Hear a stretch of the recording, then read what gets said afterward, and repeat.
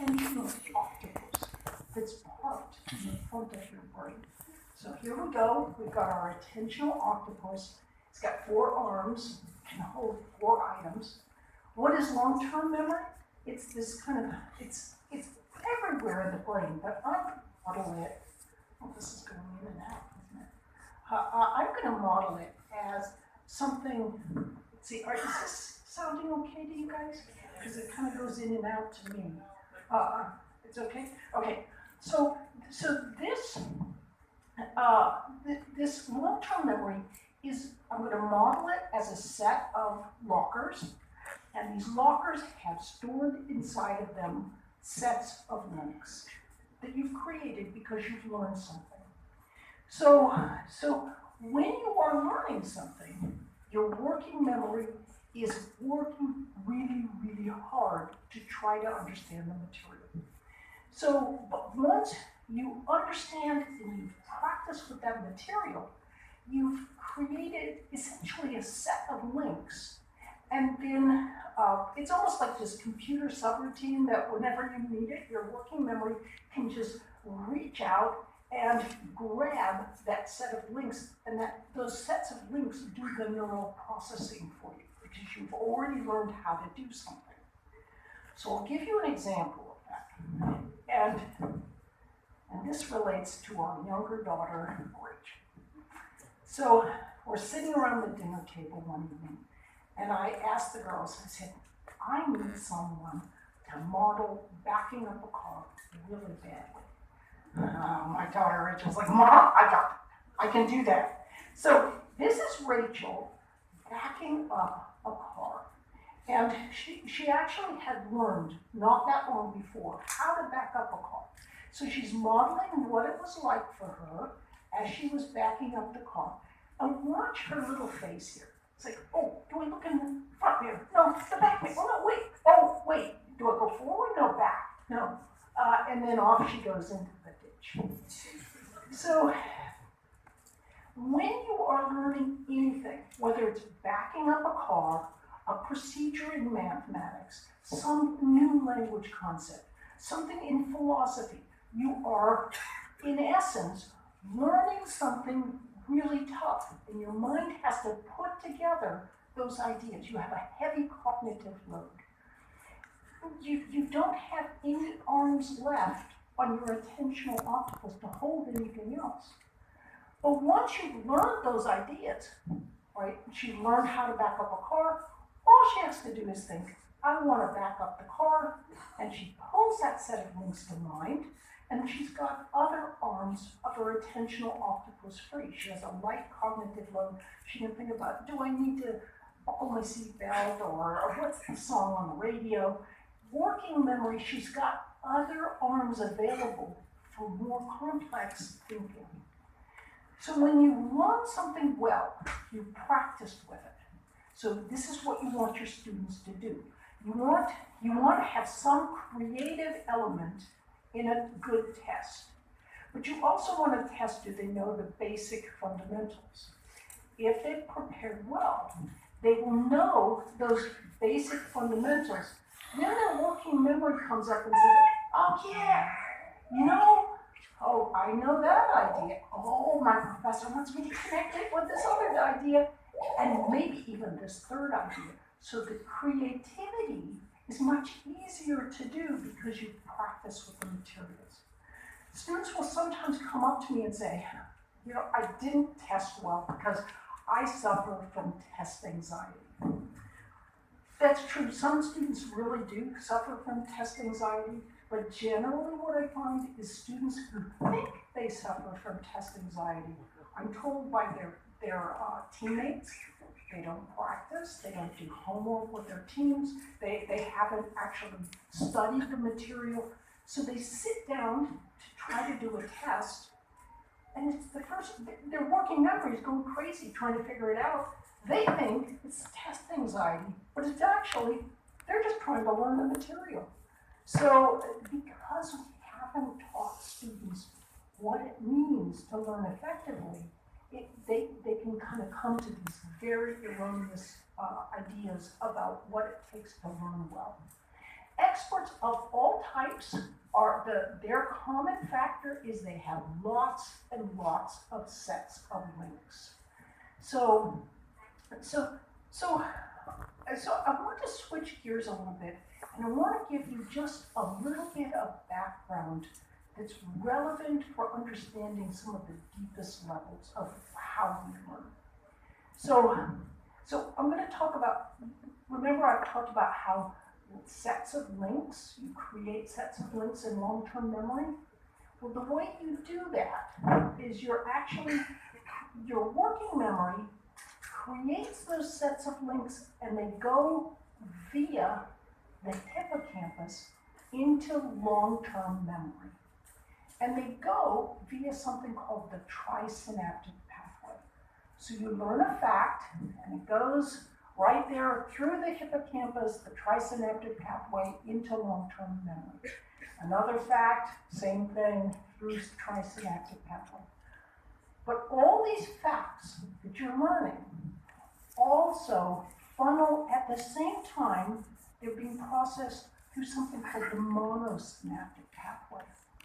And this monosynaptic pathway is what helps you recognize patterns. So if you think that you can always look it up, and that's why you can learn something, that's just not true. You have to have some facts embedded in your brain in order for your brain to create patterns.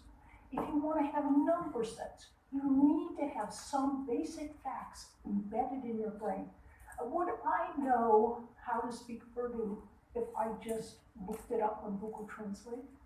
I mean, you have to have some basic facts as you're learning anything. It's an important thing. Now, I do say, remember what happens when a lecture goes too long. I'm sorry about it. I have so much information I just want to share here.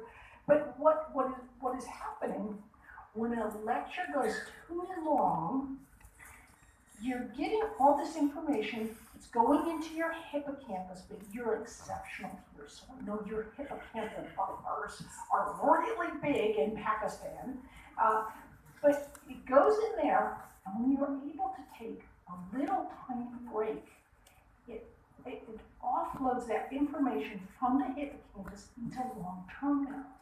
So those little breaks are really valuable because it helps clear your buffers mentally, and then you can be fresher when you're coming back. So there's always this trade-off. Direct instruction is a powerful teaching tool, but little breaks are also valuable. So research, in fact, supports short breaks. So when you're studying, short little breaks are very helpful. And oh, that's funny. So anyway, take a little break. There we see our octopus kind of having a little fun taking a break there. So I have to digress momentarily into STEM instruction. That's science, technology, engineering, and math, because it's near and dear to my heart, and I think it's really important for the future of Pakistan to remain competitive, or to be super competitive in the world today, where analytical skills are also important, as well as other kinds of skills. So in the US, there's this feeling, we need more people who have a STEM background, analytical skills, but we're not getting enough. So let's make STEM more fun. We're going to throw eggs off buildings. We're going to just do everything we can to make it more fun. And what happens then is something I call the math and science death march.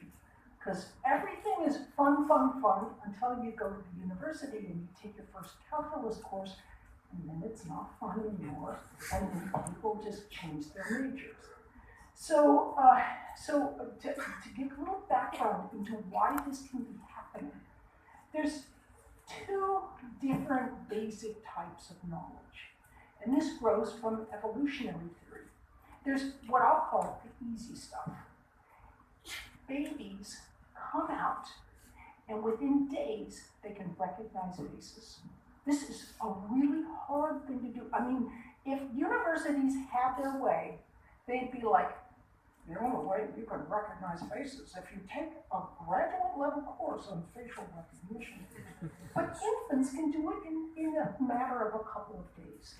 So, so this is easy stuff because we've evolved to recognize faces. There's also learning your first language. Babies have evolved to do that. Put babies around a bunch of people, listen to them talk, babies will pick it right up. It's just something that we do.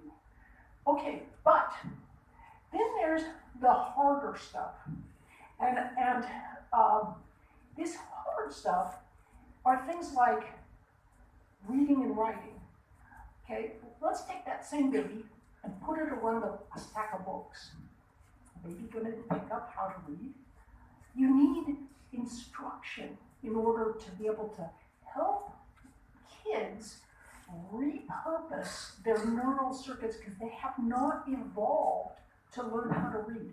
Math is the same thing. They have to repurpose circuits, and it's harder to learn. So when teachers say, no, we just got to make all education just as fun as when they're babies, that learning should always have that ease as when people were really young. The problem is you're learning harder stuff. Your brain isn't evolved for that. So it's natural that sometimes it can be more difficult, and that should be expected. And if you try to make it super easy, you're actually doing a disservice for students. Do you want to make it inspirational and as good and kind of fun as you can? Yes, but don't go overboard with. We just have to make it like when you were learning when you were young. So, let me ask you a question. So we took that diffuse mode break, and it was kind of an active learning break, and it was really helpful. So does that mean that everything we do as instructors should always be these active breaks? Should we have student-centered learning, so it's always students interacting with one another, and then I'm not doing any instruction at all? I think that's an important question to just spend a moment exploring. And a person who can help guide us is, an idea that can help guide us is that of effect size. So who here knows what effect size is? Don't worry, I'm gonna walk you through it like in 1 minute. So it's a little different than that. So let's imagine, how many here like to listen to music when they study?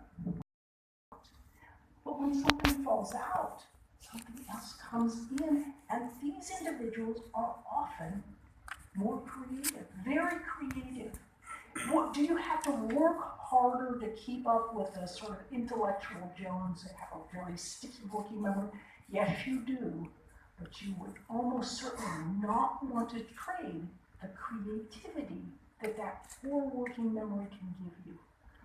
Now then there's the other sort of terrible thing people think of with regards to learning is slow learners.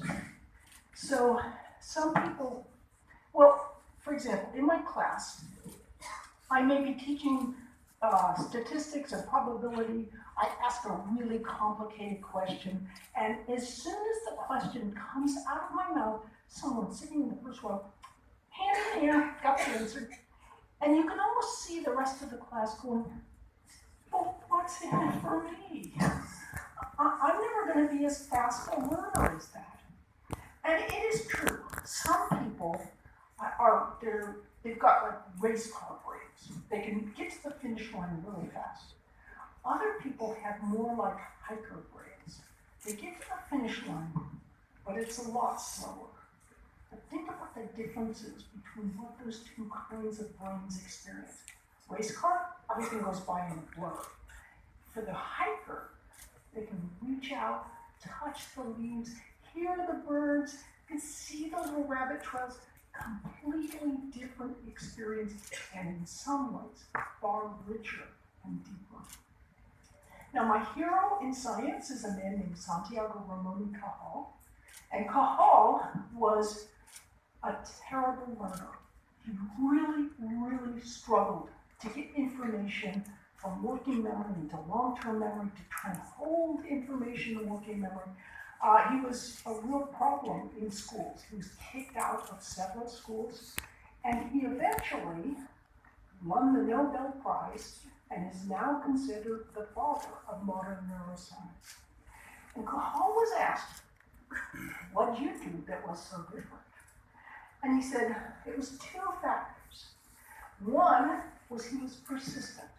So even though it was hard for him, he worked to build those sets of links, and he was able to do that. The second thing he said, though, was he said, I was flexible. He said, I was no genius, and he was not. But he said, I have worked with many geniuses. And what can happen with geniuses is they're super smart. So they grow up being really fast with the answers. And as adults, they can tend to jump to conclusions, and then when they're wrong, they haven't had experiences correcting their mistakes.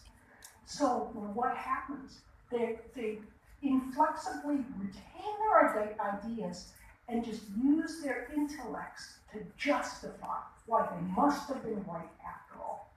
So if you, like Ramon Cajal, or your students are slow learners, rejoice, because you can sometimes see things that even geniuses cannot. So thank you so very much for your attention.